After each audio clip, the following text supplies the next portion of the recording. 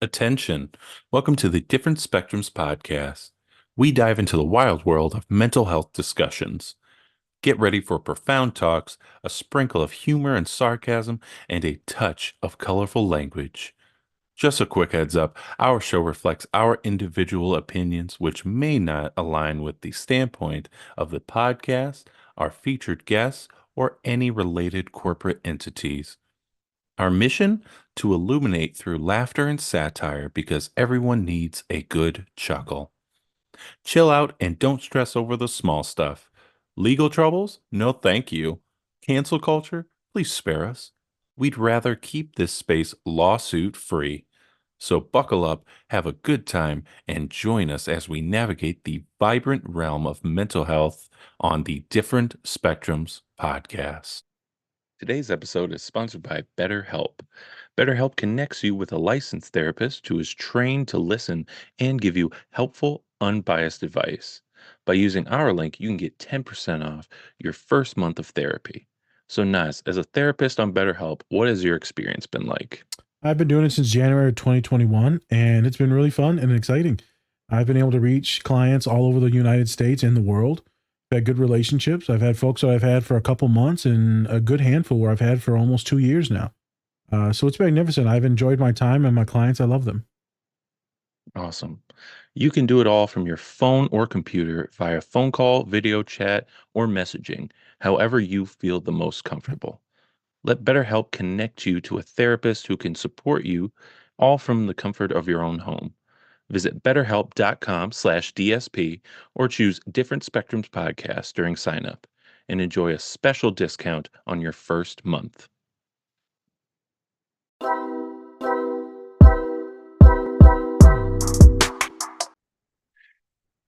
Hey everybody, we back again. We back. Spencer's a cook. Of course, I'm Spencer, and we have our loudmouth licensed clinical therapist, Nas. Howdy doody, y'all. Dr. Nas. Remember, don't take us too seriously. Or do. It's up to you. I don't. Measuring up, huh? All right. Anyways, don't forget to run up those likes for us. We'd really appreciate it. So, before we get into it, shout out to BetterHelp, our lovely sponsor. I almost had it. Damn it. Almost had it. Go to betterhelp.com/DSP to get 10% off your first month of therapy. Go do it. Yeah. All right. As Nas drinks a sip of alcohol. All right.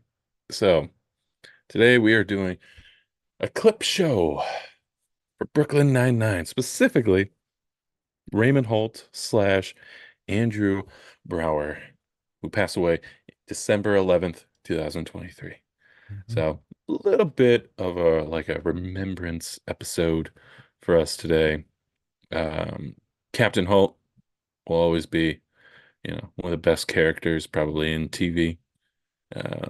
Just wanted to do an episode about him and kind of look back on the fond memories of Brooklyn Nine-Nine and Captain Holt. Yeah. So, yeah.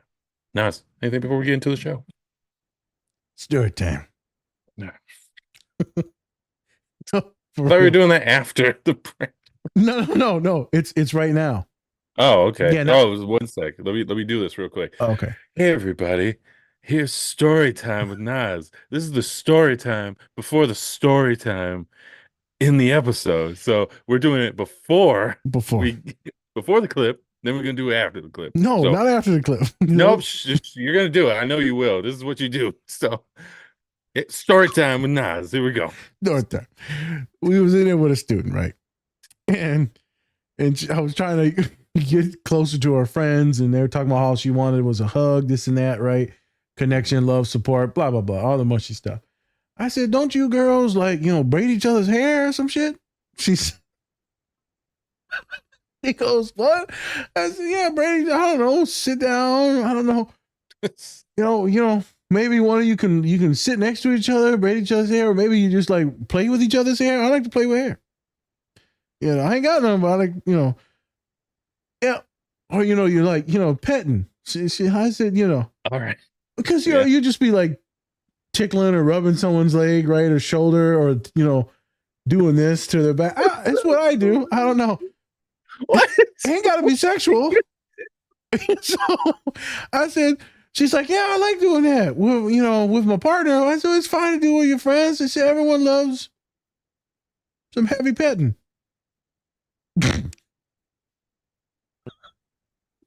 Fun fact. No, they do not. No, they do not. No, they do not. I say, she was cracking up. Come back, fast forward a couple weeks later. She said, hey, I brought this up to my friends. She said, that motherfucker's crazy. She said, pet me. I swear to fucking God. Bruce friends, let me pet you now. I'm freaking out. You don't like me petted? Not for your big potato. Not by my friends. No. Yeah, pet me, friend. Yeah, let me rub you on the shoulders and shit. Jeez. Get the oil out. Yeah. It's that good. Hot oil. It's that good massage, man. You're tense. No. I wonder why. I'm gonna grab Big your Hawaiian back. man rubbing me down. I'm gonna grab your back like Xerxes from 300. My divine power. Just throw me down a fucking hole. I don't care anymore. Shia LaBeouf's down there. Shout the holes. Shout the holes. Oh my God. But she comes back a couple weeks later. She's like, yeah, I brought these up to my friends. And she's like, we ain't braiding your fucking hair. And I was like, God, they're so fucking mean. She was like, and I said, can you braid her hair? She's like, no, she doesn't like to be touched or do people touch her hair. I don't fucking get you people, man. Y'all are the most weird, autistic fucking, y'all aren't even autistic. You're just really masculine, fucking shut off, weird fucking women. I don't know what's wrong with you, but I don't like any of your friends. How about next time, like, I'd braid your back hair? How about that? We'll make it a fun day. Pigtails. Yep. There you go. So I want to share a story. I walked outside and told the front desk lady, I said, hey, I just talked about, petting. And I said, heavy petting. And she goes, yeah. All right. Yeah. Well, You deserve it. That's the story for today. That was pre-story. Watch out for our next story coming up after this. Let's get to the scenes. Whoop, whoop. Pet. Pat. Whoop, whoop.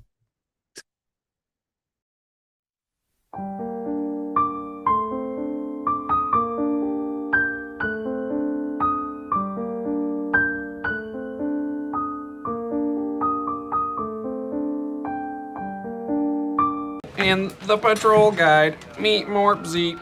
Robot captain, engage. Is that what you think? Hey!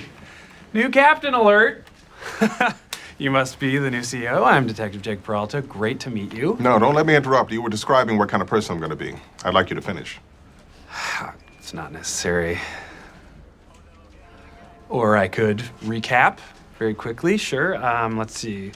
I think I said some joke about being a washed-up pencil pusher. Now do the robot voice. With The robot voice you were doing when you implied I'm a rule-following robot. I want to hear it again. meet more sharp robot. That's a terrible robot voice. Yep. The next time I see you, I'd like you to be wearing a necktie. Oh, actually, the last captain didn't care if we wore ties. Well, your new captain does. And more importantly, he cares that you follow his direct orders. Everyone, I'm your new commanding officer, Captain Ray Holt. Speech. That was my speech. Short and sweet. Sergeant Jeffords, a word. Yes, sir. I love that guy. Same. He's so suave. Does anyone get a little bit of a gay vibe? The math thing isn't the problem. Night shift's keeping you and Kevin apart. You two just need a bone. What did you say? Don't say it again. I said you two need a bone. How dare you, Detective Diaz? I am your superior officer! Bone! What happens in my bedroom, Detective, is none of your business. Bone! Don't ever speak to me like that again. Why did you do that? Dude was pent up. Now he knows. Problem solved. Oh, she's worried about her motorcycle sitting idle, so she wants us to take it out once a day. Here. I think you should do this. You're more the biker type. I've seen you use a toothpick in public. Motorcycles are death machines. I have 3 kids. I'm not risking it. Are you saying my life matters less because I don't conform to society's heteronormative, child-centric ideals? Are you really playing the gay card right now? Yas, Queen. Mosey forward, name and lights, butt pop, comb your hair. Now typing motion, pull it back, jump forward, pelvic pump. You got it! Now all we need to do is run it all together and do it at full speed. No, something way weirder is happening. Hit it, Jeffords.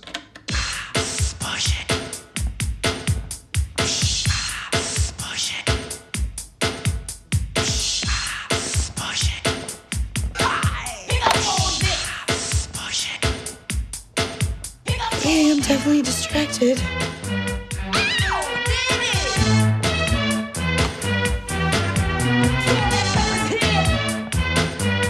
I'm tired of politics. Let's get that punk, Bloodso. This is amazing. Of course, we have no idea where he is, but I love where your head's at. He has no family. Maybe there was a girlfriend or someone he worked with at the coffee shop. The coffee shop. Why would someone who knows they have $21 million coming take a minimum wage job? Because he needed access to that building. Because that's where the money's hidden. All right, we gotta get there quick. Maybe we should take the chopper. Use that chopper. Deathblade, Sidewinder, it's go time.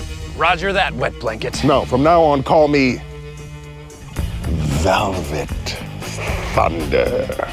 Okay. So, I've been planning how to zing Madeline when she puts the medal on. I have the perfect line. Lunchtime is over.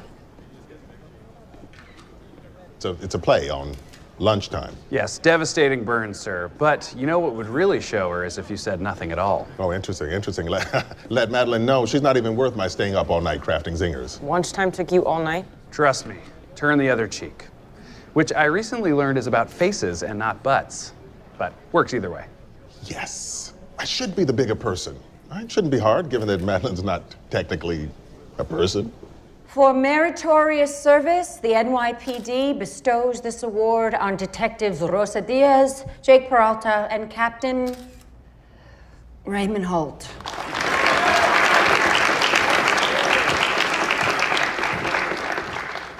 Raymond, Madeline, you won.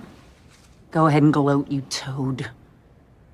thank you for this honor, Deputy Chief. Oh. Okay. You're welcome. Lunchtime is over. Boom, did it! Had it both ways. No regrets. Who here does the best impression of Captain Raymond Holt? You will be judged on voice, body language, and overall lack of flair. Everyone will perform the same scenario. Captain Holt eating a marshmallow for the very first time. Let the Holt off begin! What is this glutinous monstrosity before me? The sugar in this is quite sweet. That's your Holt impression? I could hear him doing that. Looks like a sticky pillow. I don't care for it. Classical music. What's going on here? What are you doing? Captain, hey, nothing, just eating some marshmallows. Care for one? Marshmallow.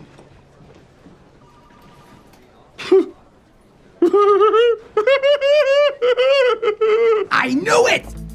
Ah, Gordon, take a gander at this brine barrel from 1787. It looks to me like the work of Master Hooper Josiah Woodruff, who learned the craft from his father, Jesiah Woodruff, who in turn learned it from his. I'm already so bored. The slats are not flat, they're curved. The base of the barrel is approximately 20. Every barrel is inspected before usage. The key is that the oak was cured and shaped by Josiah's cousin, Joshua, who was a cooper and not a hooper. Wait, are you still at the same barrel? Please move on to another one. There are so many barrels in there. You know what? Let's look at that barrel. Oh, thank God. It's a brine barrel as well. It was also made in the 1780s. In fact, it's identical to the last barrel. Let's review why that's interesting. I really want to know how she is. Insinuate. Maybe add a pause before wife. Commissioner Grayson, how's your wife? Too long. Felt it. Ugh, this is not my strong suit. No, sir. You're doing great. Just forget the pause. Use your eyebrows, like this. How's your pump, wife? How's your pump, wife? It was a little bit better in my head. Try this. How's your pump, wife? Pump. And on a double pump? That's risky. You'll see right through me. How about pump, How's your pump? You forgot to say wife. Ah, good note. How about this? How's your pump wife? Pump Grayson. Pump. That's the one. Captain Wunsch, good to see you. But if you're here, who's guarding Hades? Huh. Meat from the street. Sounds like a fun treat.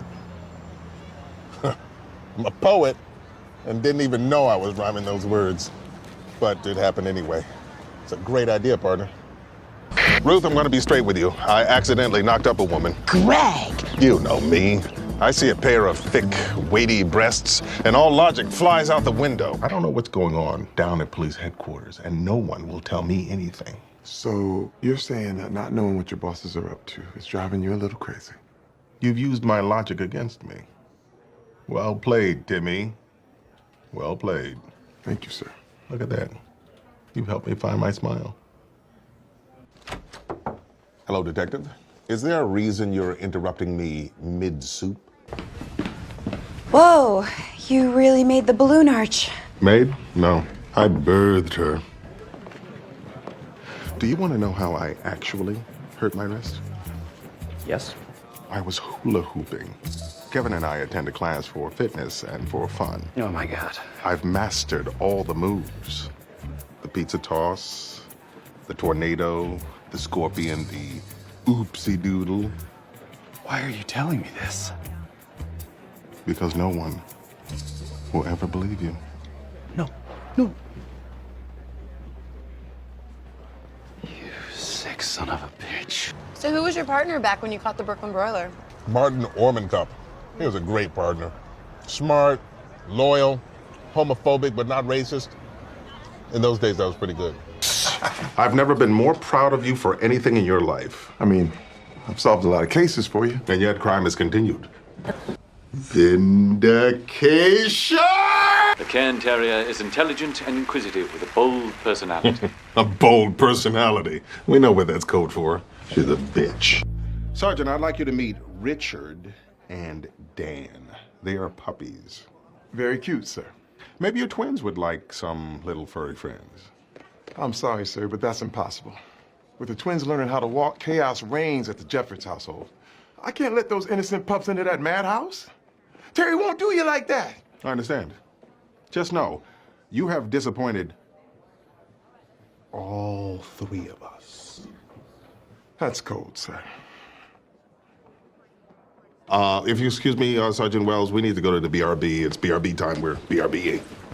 Make space. You make space! This closet is for people who are freaking out. Oh, I'm fully freaking out. I just experimented with an unfamiliar acronym in public. BRB, what does it even mean? Be right back. It has the same number of syllables as the acronym. What's the point? Oh, this is great. I had no idea Captain Holt was interested in food. I have zero interest in food. If it were feasible, my diet would consist entirely of flavorless beige smoothies containing all the nutrients required by the human animal. There were very few black detectives. Did I ever tell you what my first day on the job was like? Hello, I'm Raymond Holt. Are you here to turn yourself in? It's 9 a.m. Why is no one working? Amy Santiago is a few minutes late, and we're all trying to guess why. I like to play. I'd say she's in line at the bank. This is fun. It is fun, but you're all wrong. She clearly slipped through a subway grate and is having terrible sex with a mole man. There she is, Amy. Where have you been? We've been worried sick. Do you care to explain yourself? I'm just 70 seconds late. It's not a big deal. Don't worry about it. Santiago, you will tell us, and you will tell us now. There was a problem at the bank. Hot damn! I've been researching ways to raise morale, and I found an interesting article in a scientific journal. Oh, was it from the American Journal of No One Cares?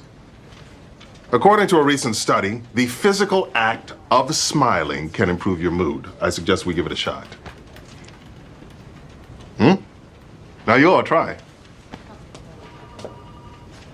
Big smiles. Bigger, bigger. Great. Now we just have to stay like this for the next 2 hours. Can you feel it? Working? I don't have any enamel on my teeth, so the cold air is excruciating. Maybe if you brushed your teeth once in a while, this wouldn't be a problem. I do brush my teeth. They're decaying from acid reflux. You're embarrassing yourself. Crikey! You're not Australian, Gina. Get stuffed, you drongo! Guys, seriously, too much exposure to air and they will turn to dust. This isn't working out as well as I'd hoped. Time for the next level. Forced laughing.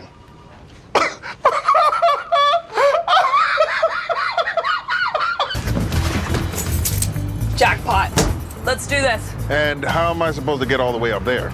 Gracefully. Boost my bottom! I'm boosting! Boost my bottom! I'm boosting! Boost it! And now it's time to send in our cute little secret weapon. I'm ready, Captain. I love the nickname. No, Charles, not you. I was talking about Cheddar. Oh, right, obviously. Over the past month, I've had him trained to retrieve plaques. And now, boy, it's time to make Daddy proud. Yes, sir. I could not have been more clearly talking to the dog.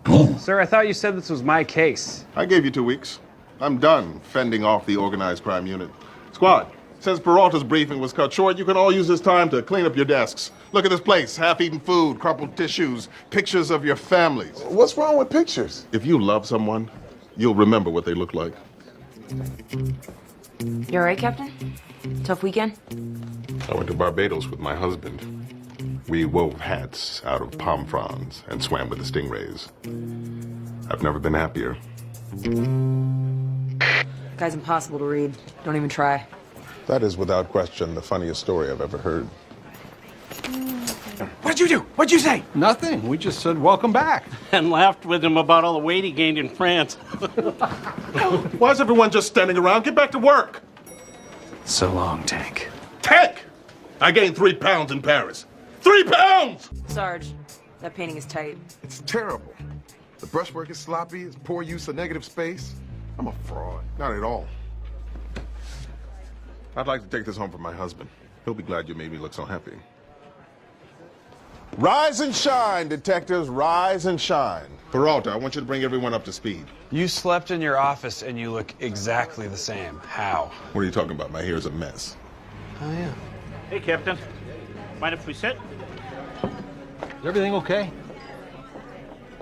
Nothing's okay. Wunsch circling me like a shark frenzied by chum. The task force turning into a career-threatening quagmire, an internal affairs investigation casting doubt upon my integrity. And you ask, is everything okay? I am buffeted by the winds of my foe's enmity and cast about by the towering waves of cruel fate. Yet I, a captain, am no longer able to command my vessel, my precinct from my customary helm, my office. And you ask, is everything okay? I've worked the better part of my years on Earth, overcoming every prejudice and fighting for the position I hold. And now I feel it being ripped from my grasp. And with it, the very essence of what defines me as a man. And you ask, is everything... A few more questions for you, Doctor. Doctor, huh? It's funny when people call dentists doctor. We are doctors. We do 4 years of medical school. That was called dental school. But we learn about the entire body. Yeah, but if you had cancer, you can call it dentist. You know it's actually harder to get into dental school than medical school. Well, because there are fewer dental schools. Because most people want to become actual doctors. That's ridiculous. It's not like we're college professors calling ourselves doctors. It's not the same thing, my friend. Sure it is. When someone has a heart attack on a plane, do they yell out, yo, does anybody here have an art history PhD? A PhD is a doctorate. It's literally describing a doctor. Maybe let's refocus. No, the problem here is that medical practitioners have co-opted the word doctor. Okay, Captain. Now, I know we live in a world where anything can mean anything, and nobody even cares about etymology. Apparently, that's a trigger for me. Yeah, apparently. So, you're leaving. That must have been a hard decision. Honestly, it wasn't. It's funny. On my first day here, I asked Jeffords to tell me about everyone. Told me you were a great detective, but the one thing you couldn't figure out was how to grow up. Well, I think you finally figured it out. Well, thank you, sir. I couldn't have done it without you. Over the years, you've sometimes referred to me as something of a father figure. Did I? I didn't realize that. But I want you to know, if I had a son, and he had turned out like you, I would be very proud of him.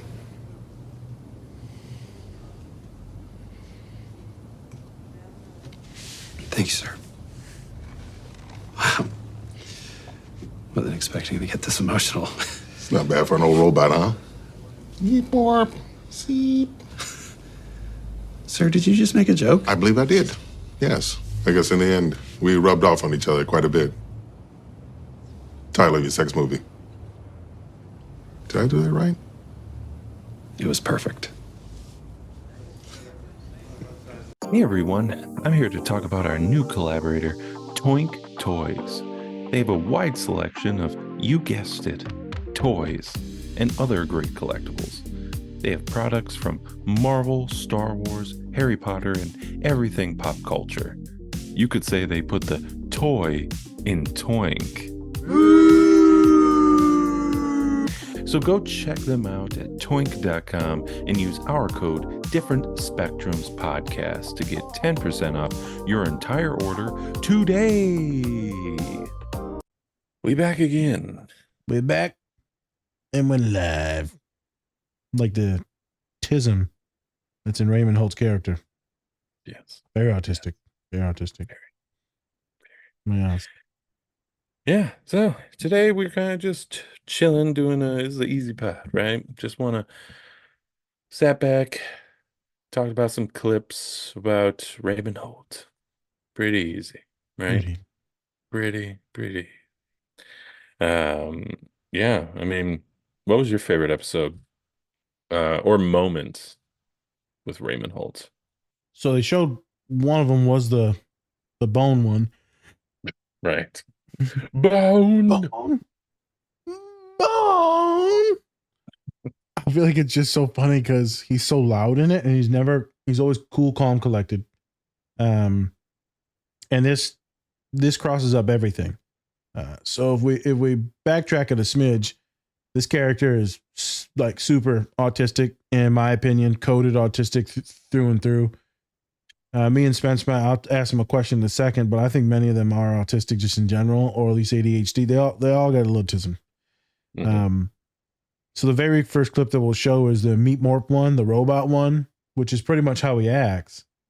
Mm-hmm. And then you see him later in all these funny clips. These are the out of pocket moments. So if people don't get it, like why we're showing this, well, for one, it's out of respect because he's one of our favorite characters. He passed away, super fucking sad. I go to sleep to the show almost every night. You know what I mean? It's a big part of my life.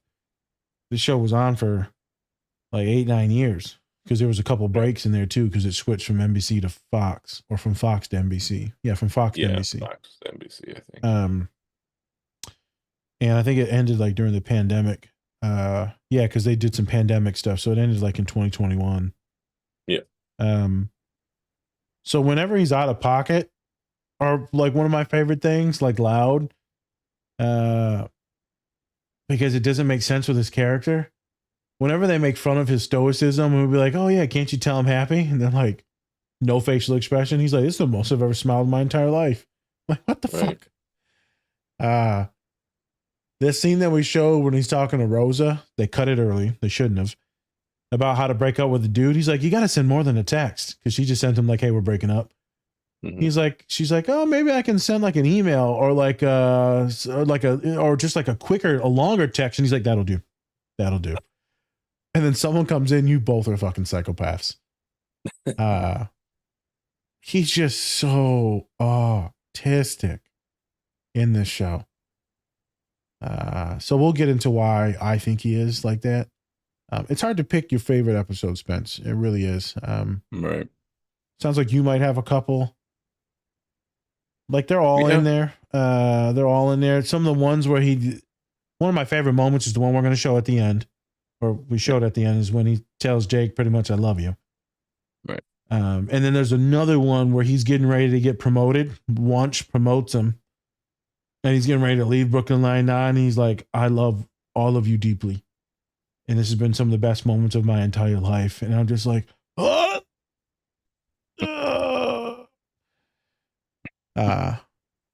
So some of my favorite moments. Spectrum moments, love moments, dad moments. Yeah. What about you? You got episodes, or is it clips, or is it just personality? What's the love? I would have to say mostly clips. I loved it anytime he talks about was it Chester? No, Cheddar, Cheddar. Cheddar. Yeah. my fluffy boy. Fluffy boy. That's what And Spencer then refers to me sure do. Yeah. when you braid my hair. Yeah. When I can. Uh oh, he shaved this week. Never mind. Oh yeah. Um but yeah, anytime with Cheddar, and then I remember one episode when they switched out Cheddar with another dog. He's like, "This is not Cheddar, this bitch."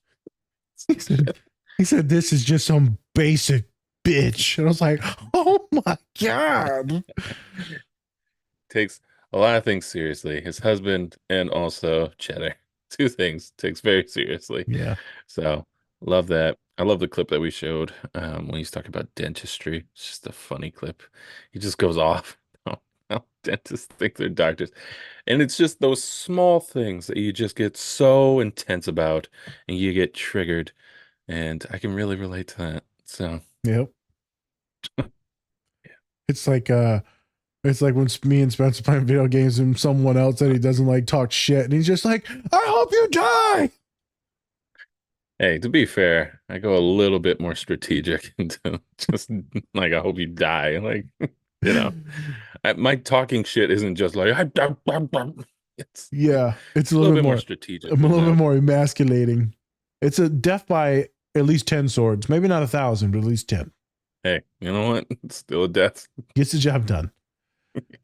Yeah. Yeah, hey, don't fuck with me. Cheddar scenes are good. All the scenes in which they're in, like, it's just always the cutest moment. It's always like a slow motion moment. Like, here comes Cheddar, and he blows the whistle. Yeah. Because it's funny because usually he's super robotic, but anytime Cheddar's there, he turns into like this little kid. Yeah. Totally. So I think mean, that's I pretty also cool. like the episodes when they were doing like the competitions, like who can steal what. Those are always good. Because you never know how it's gonna end. And also, I love that Holt actually gets a lot competitive. Like competitive Holt's pretty funny to watch. So. Yep. I saw season 1, Jake wins. Yeah. Season 2, he wins. But he's like, season 1 doesn't even count because I didn't even like know you're playing and it was a fake win. He's like, shit doesn't even matter. And then he'll pick teams. And like later in the scenes when he has to pick like either his friend, or like his wife at the moment, he's like, I'm not gonna pick you, you fucking backstabber. It's like, Jesus Christ, dude. There's a one season where he picks his friend just to sideline his friend. It's like, I picked you just so he can't have you. Yeah, yeah. It's super competitive, super trash talking. The second season, he's like, Jake's like, well, at this moment, I just started planning. And then he's like, I've been planning for years, or like a whole year. It's pretty funny. I don't remember what season is now. Maybe it's not the second season. But he's just like, I've been planning for the whole year. And Jake's like, fuck. Like, uh-oh. Yeah. Don't want the autistic guy to be planning shit for a year. No, I don't need him to be planning shit. Stuff every scenario. Every scenario, side quest, like you're screwed. I knew you would do that. Yep. Mm-hmm. Velvet Thunder. Velvet. I forgot about that. Thunder. I love how you see this bottom teeth. Yeah. And his whole, like, how do you see all his teeth? He's got some big chompers. Not gonna lie. Velvet. You know? Thunder. Makes it even better. Even more dramatic. It does. The teeth. Velvet Thunder. Thunder. Now we know. When you really want to like impress someone, show them. So next time any of you are dating someone, those of you autistic individuals looking for dating advice, show them the teeth. Hi. Hello. Hello. Nice to meet you. You fluffy boy. I'm a woman, damn it. Who's this basic bitch? This basic bitch. It is wild. So, Spence, because I didn't know you obviously when this first came out. This came out like 14, something like that. 13. 13. Did you like look at this dude and be like, this dude's robot? Or you like this dude's definitely autistic, or what's the vibe when you first saw this as a younger boy? Awkward. As a younger boy, and Younger boy. I just graduated college, high school. Either way, I know I was so smart. I didn't really, watch it when it first came out. Honestly, Okay. I was probably just watching something else at the time. But when I did first watch it, I don't think I ever thought, like, before I met you, I was probably not like, autism. Yeah. It was more like, they are very just straight-laced and okay. I think sometimes when you have these characters that are so straight-laced, they are so much funnier when they like let loose or show emotion. That's why when you watch the first episode and you just see him being so straight-laced and stoic, you're like, okay, this is going to be in the intimidator for the show, right? And you thought you'd probably get that with Terry Crews's character too. Yep. But no, they're both softies, right? Yep.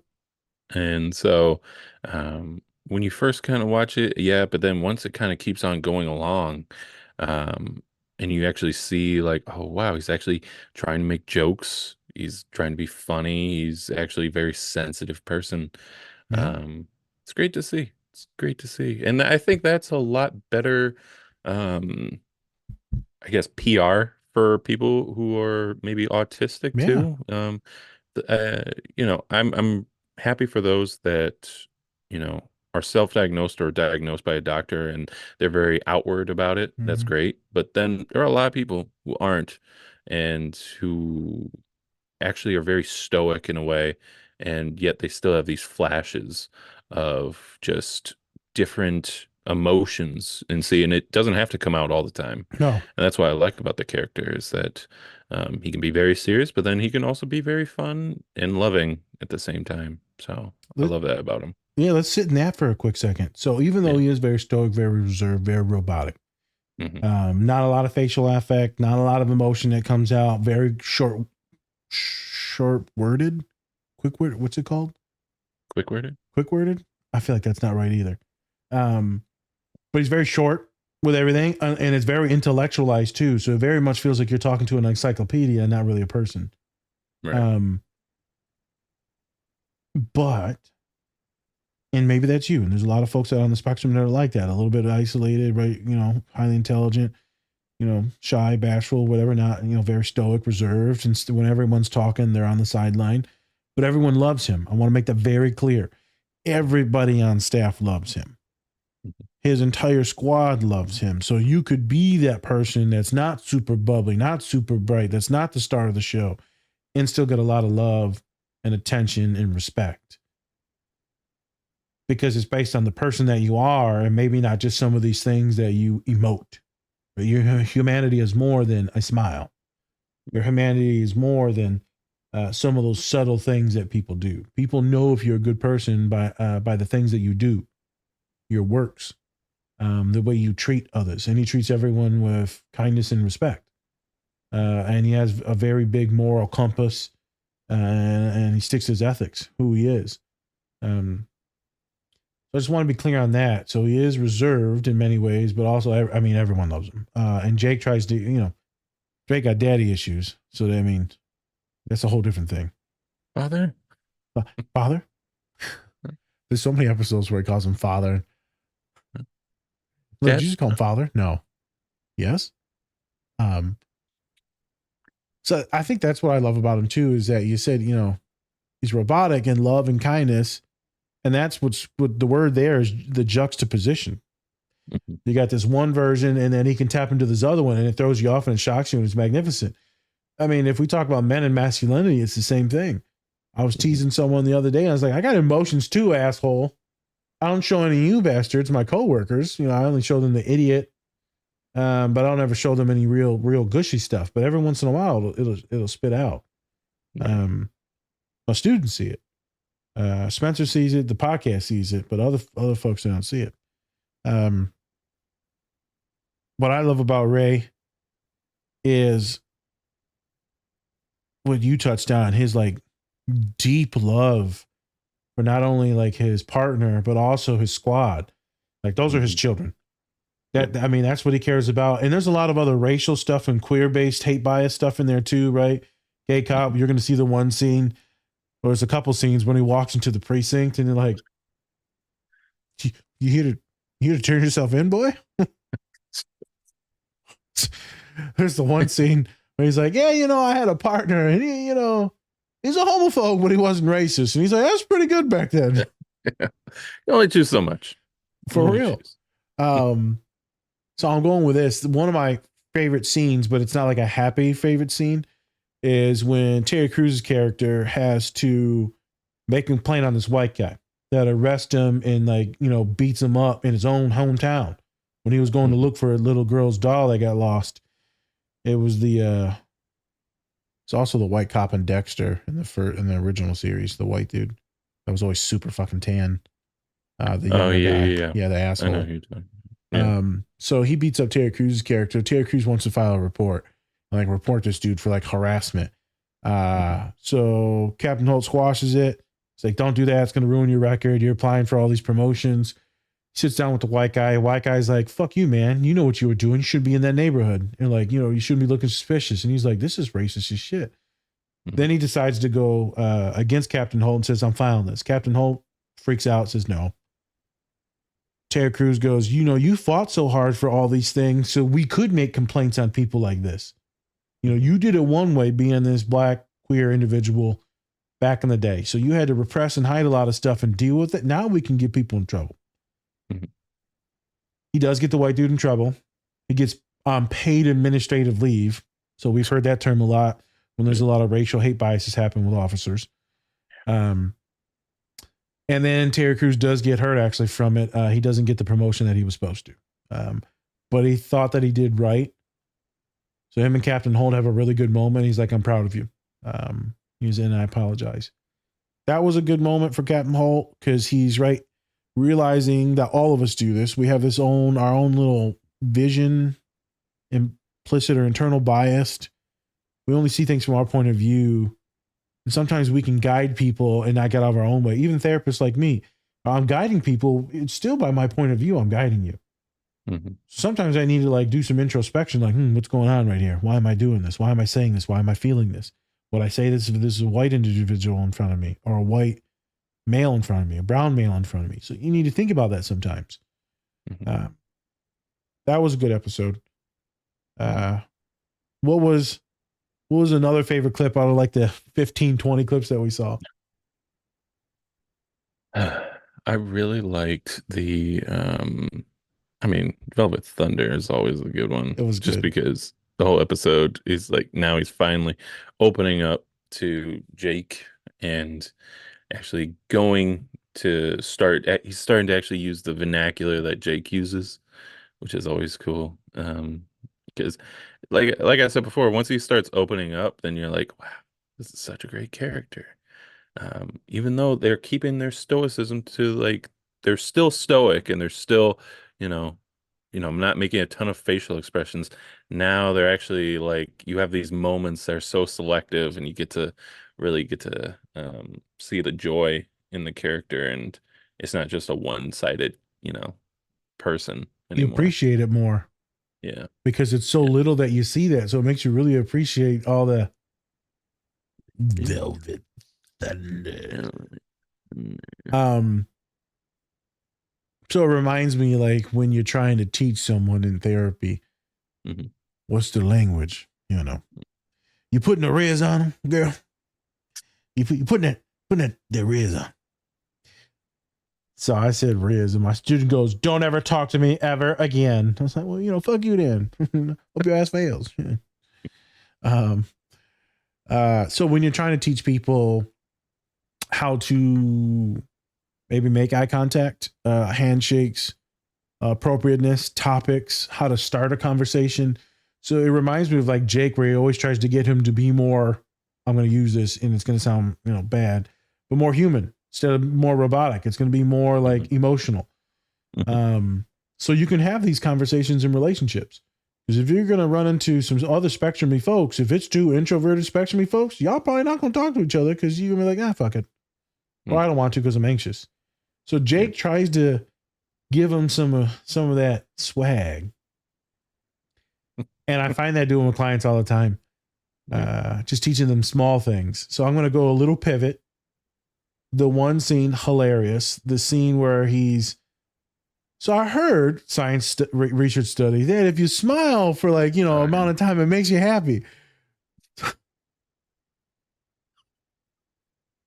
And the big fat dude reminds me of me. He's just a straight up idiot. And he's like, if I hold this, my fucking teeth are going to just turn to dust. My enamel is gone. I feel everything. Feel a cold breeze. He's like, if you brush your fucking teeth, he's like, I do, you jackass. It's acid reflux. You patient shit.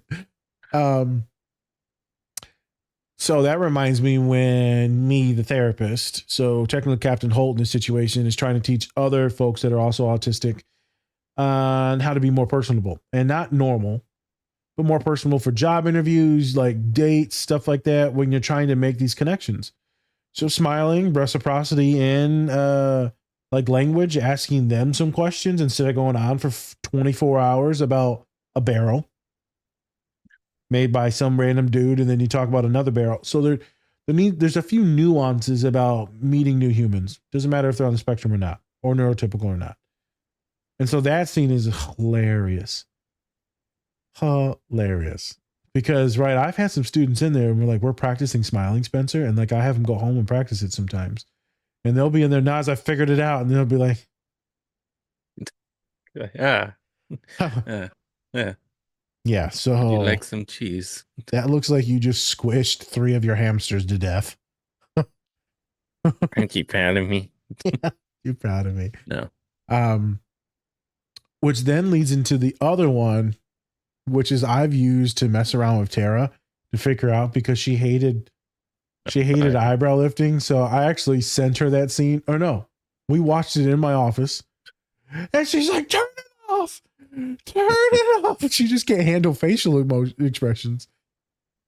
And so I want you to walk in there. Detective, pump.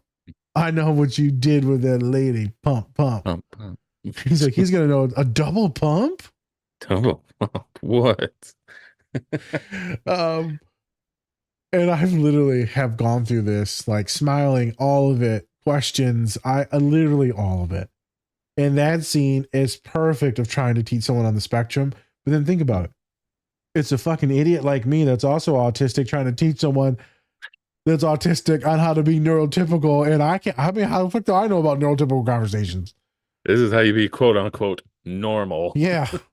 Today I shook a dude's hand and I put my middle finger in there and massaged it. Heavy petting. Oh my God. Heavy petting. And so his wife, she shakes his hand and then massages his hand with the other one. And she's like, what the fuck did she say? I like to double hit it or double tap it, or like, it sounded so sexual. I was like, you like to double hit it, huh, girl? Like, you need to stop. Don't ever say that again. Can you double hit me? You know. Good. I really love to be double tapped. No. Double tapped? Yeah, she's like, girl, do you know what you just said? Don't ever say that in public. Don't. One of my Spectrum boys at work, I put the fist out there to say goodbye, and he looks at it. Oh my God. I'm just like, whenever you see someone not know how to fist bump, tease them. Tease them. Yeah. I think they're gonna hit you. And then, I hear you right now. People are like, oh, it's cultural. Maybe white folks don't know how to do it, this and that. I'm like, nah. We know some white folks, they'll be like, No, it's an autism thing. White people know how to fist bump too. Okay, so it's just autism. My old boss was autistic. I put it out there once, and she rock, paper, scissors that motherfucker. I was like, you're so white. Can't make that up. You can't. It was so awkward. It's always funny. Whenever you get that limp noodle hand too, you're like, you're autistic as shit. I had to teach Slim how to shake hands like repeatedly in the car when we were going in for an interview at Goodwill. I was like, hey man, this is what you gonna do. You ain't gotta look the motherfucker in the eye. I need you to grab my hand. He just slaps it on me. I'm like, don't you put that thing on me now, boy. So we literally practiced it for like 15, 20 minutes in the car. And my dad's like, what the fuck are we doing? Just shaking hands in the car. So when the police pull up, we saw two grown Arab men in the parking lot shaking hands and braiding beard hair. I think they were trying to send a message in ASL. Yep. Some shit. Yep. It was just about squeezing and squeezing. I suck at handshakes too. I usually undershoot it and I get pinched. You just gotta jam it in there. I know, I gotta jam it in there. Yeah. Yeah. Don't be like. I feel like I don't have the length for that. I actually had that recently where like one of my coworkers, they were visiting because they work remote in a different state. Okay. And so met them for the first time. I was sitting down, he was standing up above me, shook his hand, and he just like, you could tell it was like one of those, like he was trying to intimidate or some shit because Strong. he kept on like shaking and looking me in the face. And I'm like, okay, got it. I got it. Thank you. I'm your slave now. I love a good handshake. You know, I've had it. I think because I'm so big, people want to like go in there and squeeze it pretty hard. Yeah. Well. Like so many innuendos. I didn't even mean. Oh shit! I was passed out. Yeah, I didn't even mean that one. Take another sip of take another sip. Well, I feel like as soon as I get squoze, they're like queer. Instantly, that's what I feel like. They're like, you old feminine ass. I'm like, I feel so bad. It's like they dominated me. Yeah. I hate hand. That's why I stick to fist bumps because I can't get paid doing a fist bump. I know. You do not like handshakes at all. At all. At all. Because that was one of the things I had to really learn not to do. Yeah. When I saw you, I would just feel like this. Should have seen it when we went to Detroit. Like, I can't do it. I saw my boy in Detroit first time in like 2 years. I'm like, what up, dog? Well, yeah, you can't even do like the dap up. Like we never did the dap up either. You know, just like, are you like doing I see you. We don't need to touch. I see you. I'll braid your hair, motherfucker, but I don't need to touch your hand. Can't tap you up, but you know what? I make a mean braid. Let me get in there. Pigtails? Okay. It's just so funny, man. I just remember me and one student who was going to be a lawyer. We were just working on facial expressions, and we're literally just showing her how to use her eyebrows and smile, and she's like, this does. I'm like, you're not asexual. You're just weird as shit. She looked like fucking. She looked like Bobby Boucher's dad at the end of Waterboy. Bobby. Oh Bobby. my god! Yeah. What movie was it? I'm definitely clipping that into this. Yeah. Well, or just go with it. I think when the plastic surgeon has the eyebrow that floats in her head. Can you imagine her talking to an autistic person? So these scenes, Raymond Holt, it was funny, but also like validating in a lot of ways. You know, here's one of the story times that relates to this. Went to his baby shower today. Oh, nice. It was super cool, right? Folks are cool. All my coworkers, right? There's some autistic folks in there too now. But it was just loud. And if I'm not like talking, you know, and I'm just hearing all of it. So, you know, I went and sat outside for a minute. People are like, it's loud in there. I'm like, yeah, bitch. I painted the baby a shirt. Everyone's painting baby onesies. It was like a thing at the baby shower. And they're beautiful stars and, you know, trees, forestry. Someone did Mickey Mouse and then all these I love you things. You know what I put on it? Black letters, I. Underneath it, 2 words down, you, in black. The middle word in red, hate. So it says, "I hate you." Why? I thought it was funny. Well, it's May the Sith be with you today, so it's May the You're 5th. just that one guy that always. I'm like that too, where I'm just like, people are too happy here. Let's mix this up. Yep. Let's mix. Everyone saw it, and they're all like, I know. They never can have fun with it. They're like, haha, yes. I'm like, tell me you don't hate this baby right now. You didn't change the 10th diaper of the day. Baby done pissed on you. You don't hate it? Yeah.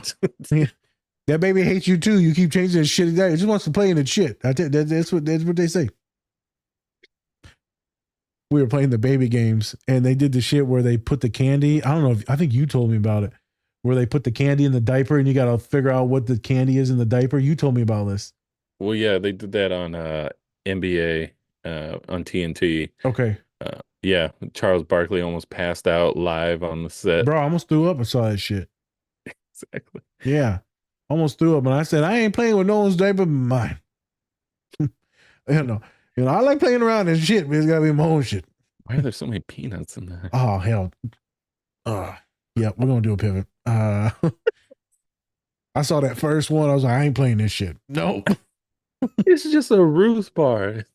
They're Okay. like, Nas, get your big autistic ass back in here. I'm like, I'm good, man. I'm going to sit by the Domino's pizza. I'm going to watch it. I'm going to watch it. I'm going to smell it. I'm put a thing on it. Extra sausage. So let's do another little pivot. So the cast. So obviously it's a show about autism. This is why I wanted to do this character. Really loved him. But also Jake, right? The white dude. Super ADHD, the white dude. He wanted to weigh, man. The white guy. How else am I going to describe him? The young guy? The main character? The young white man. There you go. Definitely has ADHD. Definitely a lot of childhood stuff. Definitely some traumas and bullying in the old days. Definitely neurodivergent. You got Rosa. Super stoic, reserved, quiet, badass. And you see her family, which is pretty much like somewhat of a normal family, super Christian family, kind of oppressive when it comes to like her queer identity later in the story. But she's very reserved, feels a little autistic to me. Little, well, not suspicious. What's it called? Ominous? Ominous. There you go. Yeah, she got the Hades vibe. Hades. You've got Amy Santiago. OCD, perfectionistic. Probably also daddy issues maybe in there too, because she's like really tries to like suck up to Raymond a lot, especially in the beginning. So yep, any type of the superiority she sucks up to. So that's perfectionism, deep insecurity. And so you get a lot of folks on the spectrum with that perfectionistic, go, always people pleasing. I've got a couple kiddos for graduation. I'm giving away the book. Wonderful autistic woman.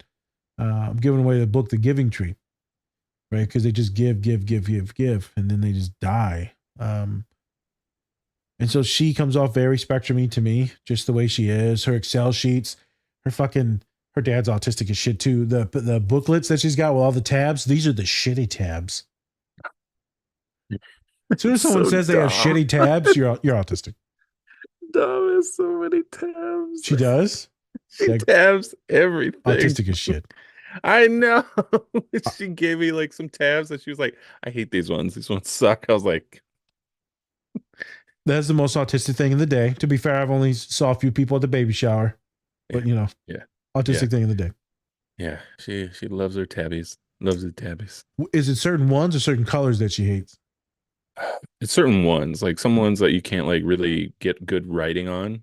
Like, Okay. and I got that because even I tried them out and I was like, yeah, these kind of suck because you can't actually like write anything on there.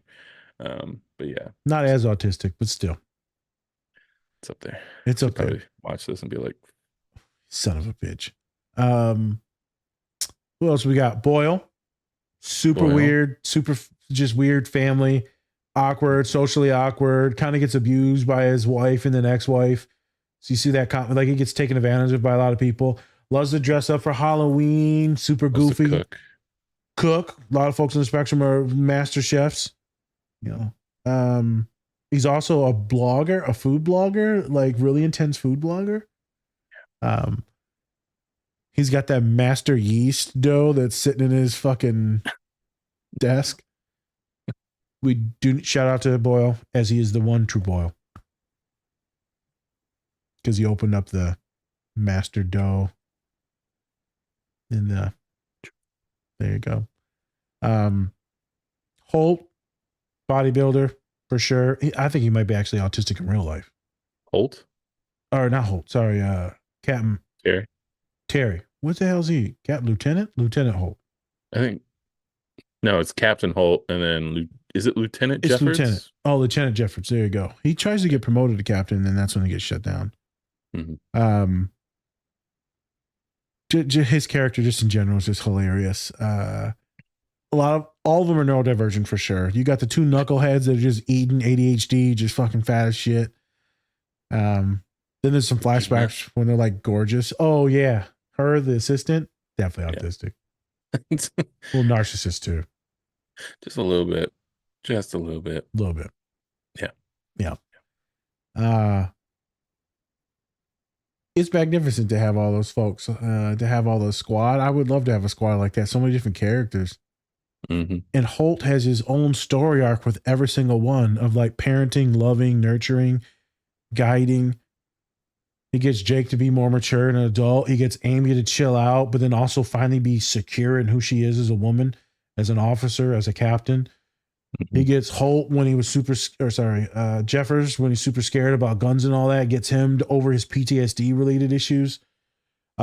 He gasses him up in good ways. Like, so you see this character, he gets Rosa to chill, become more human, more loving, more open, more connection and family oriented. I mean, he does magnificent with all of them without being the most affectionate. Sure. I think that's what we're pushing this pod is you can do all these magnificent things without being the most expressive. You don't have to be. You're going to need a partner and friends to just know that's who you are. So it's like with that asshole Colin, right? You just, he's not going to give you many words. He loves you. He just, he's never going to call you. he's not really going to talk to you that much, but you know what? He can feel your love. He loves you. Yeah. Yeah, no. He just, if he wants to sit and eat a pizza with you, if he doesn't immediately run away from you, he loves you. As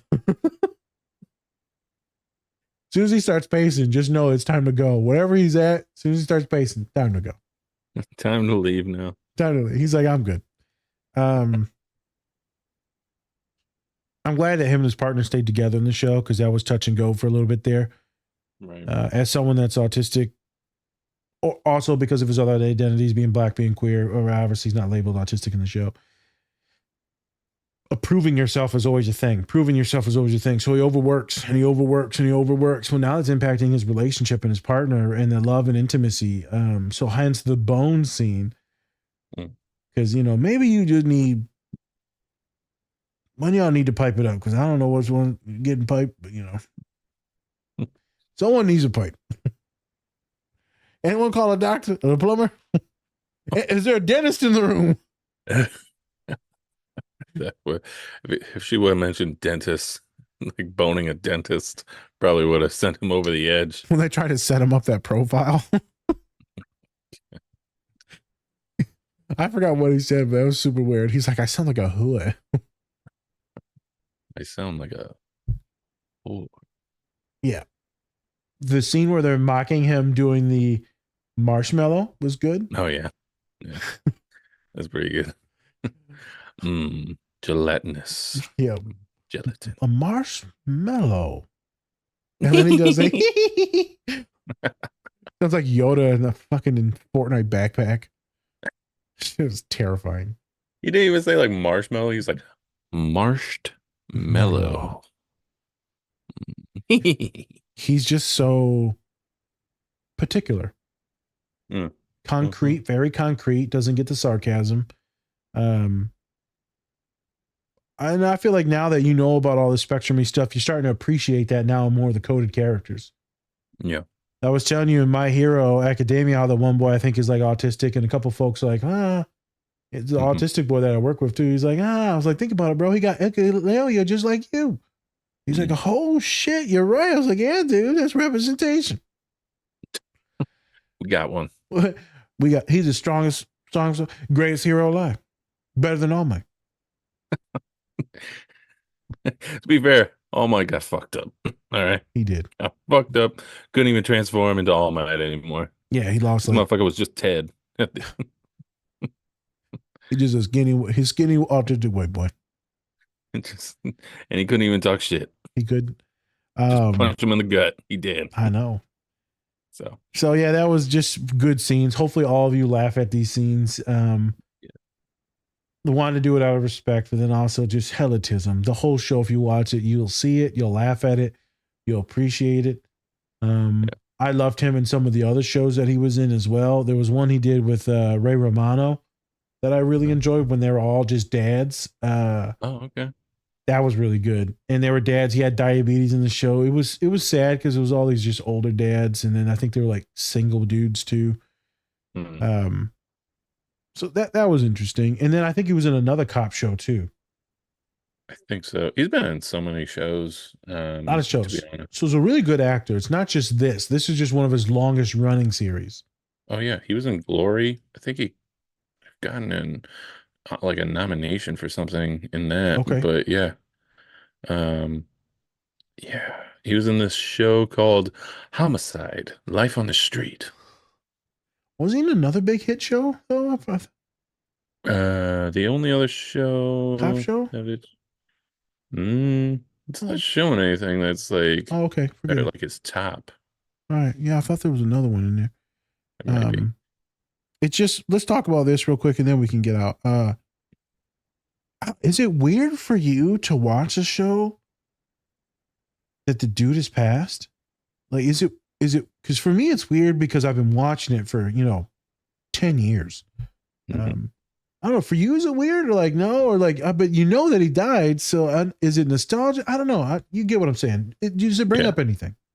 Yeah. I mean, for me, there's like sometimes there's like a faint moment to where you're like, oh, fuck. Like, you can never meet them. You can never like really see them. But other than that, it doesn't really kind of come up because I'm just focusing on them in the show, right? Okay. And like it sucks because then there won't be anything more after that. Yep. Right? Yep. Grief. So you won't get another season, you won't get a reunion with him, which sucks. And it's kind of like Uncle Phil in Fresh Prince, right? That was a tough one. That was a big one. Because such a great show, such a great character. And when they did like the reunion, it just feels like something's missing and someone's missing, and there was. Yeah. And yeah, I mean, I just kind of go into shows just even I like shows where you know that there was already an ending to it and they passed after the ending, right? Yeah. It's a little bit easier then because then you can just focus on that ending and then the character and just being like, okay. There's a finality to it. Yeah. And it's a little tougher when like the show is still going and the person dies. Someone passes. Yeah. Like in Gen V, one of the characters, like the actual guy died. Yeah, he just died in real recently. life. Yeah, and he was gonna be an up and coming actor. I really liked him in Gen V. He was. And it kind of sucks because now, you can't see what else they're gonna be in. Yeah, it's too soon. Yeah. Yeah, it's too soon. It's like when I watch any Robin Williams things, you just miss that the world doesn't have that person. Yeah. That entity, that humanity. You miss that they can't even do voice characters anymore. Or like you said, even the reunion. And I guess now, and this is very selfish, but you watch it and you're laughing and enjoying it, but then it's polluted because it's also sad because just as me for the instantaneous happiness that it brings, it also triggers the thought of, oh, they're not here anymore. But don't forget that they're not here anymore. Right. And sometimes it also makes it even sweeter, actually, because you just appreciate it, but it's still sad. Yeah. And I feel like him more so than maybe some of the actors, because he's not super famous, but also he's like entrenched in my life for so long. I remember I had a student. So this is a story time, Spence, but tied to it. He came into therapy at St. Mary's when one of those writers died, or the singers died. It was a white dude that does some it was like rap, but not necessarily all rap. Mac Miller, dude, he had to come into therapy for it. He's like, dude, this stuff got me through some stuff, man. This and that. I mean, there was other stuff in there too that he needed to talk about, but he's like, that was it. Like, he was like, I gotta come to. I never met him before. Well, I met him all the time because we will hoop together. And then that happened. He's like, dude, hey man, please pull me aside. He's like, we got to talk. Like, one of my heroes like died. I was like, okay, let's talk about it. And then I listened to some of the Mac Miller stuff, and it's actually pretty good. And I can understand why my boy really related to him. You know, these people mean something to a lot of people.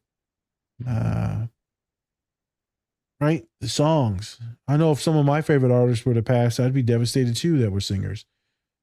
I feel like maybe even songs could be even more emotional, like connecting, than maybe movies and shows. That's an interesting thing to think about.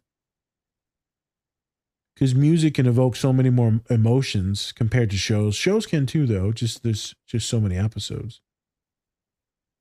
True. I mean, yeah, who knows? Because I cried in the beginning of X-Men of '97 when all the people were passing. I don't really know these characters. It's just the loss. Any loss for me. Anyone experiencing loss hurts. Right. Interesting topics. For those of you that are also neurodivergent, autistic, super big impasse, ton of mirroring neurons, let us know if you have any people in your life and through movies, shows, songs, music, art that have passed and that you still really love, but it hurts every time that you see their creativity, their art, their musings. Let us know. Let us know on YouTube or on the podcast. I'm going to put this as a question. Let us know if anyone affects you the way Captain Holt affects me and Spence. Or like, he talked about someone, also Mac Miller. You got Robin Williams that we've done multiple podcasts on, right? Yeah, because there's been a lot of people passing in a few years, dude. Like, just so many people dying. Lance Riddick, that was a tough one. Yeah, I know the Dragon Ball person. I know that killed a lot of people, like emotionally. Yeah. Which is interesting because it's like, he created Dragon Ball, the comic book and everything like that, or the manga, but like he didn't really have anything to do with like the show and stuff, and yet still, yeah. So I mean, he might have been like a producer or something, but he was mainly just did the manga for it. And yeah, they kind of did the show with on their own, but yeah, I mean, still though, such a huge impact, and without that manga, it was like you wouldn't have the show, bro. I mean, I know that's one of the staples for a lot of folks on the spectrum, a lot of black folk too. Like when I went to school, everyone was watching that shit. And I know that meant a lot to everyone because that's all you saw all over the whole internet was that. Took over the internet. Captain Holt. Sorry, I should use his Spence. Use his full name? Andre Braugher. Andre Braugher. So, Andre Braugher, it's tough, but it wasn't like a lot of folks. It was probably millions, but not like Dragon Ball Z. Yeah. Well, that's like a whole cultural thing. Yeah. Yeah. Gotta love people that are good at their craft. Gotta love representation of neurodivergent individuals, the whole cast.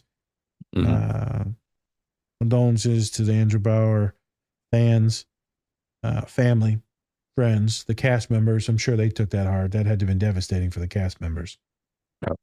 Yeah, I can't even imagine having someone that close that you work with for 10 years. I mean, me and you've known each other 10 years. That'd be like you dying after 10 years. Knock on wood. It's not me. It's just like, you next. I'll find someone else to braid my hair. Thank you. Appreciate that. Glad I'm so replaceable. Yeah, replaceable. Yeah. Any seasonings before we get out of here, Spence? No, just, shout out to Andre Braugher, family, and all the people he worked with. Rest in peace, honestly. Rest in peace. Yeah. Yeah. Lots of laughs, lots of tears. So, Yeah. All right. With that, once again, check out BetterHelp. Go to betterhelp.com/DSP, 10% off. Your first month of therapy.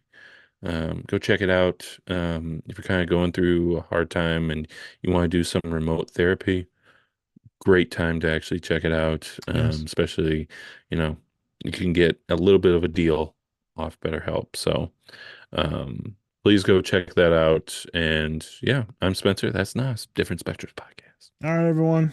Take care of yourselves. I messed it up. Much love and take care of yourselves. No doubt. That's completely up to you. All right. Good evenings. Those weed gummies. weed gummy. What? Could be a shot of whiskey too. All right, bye.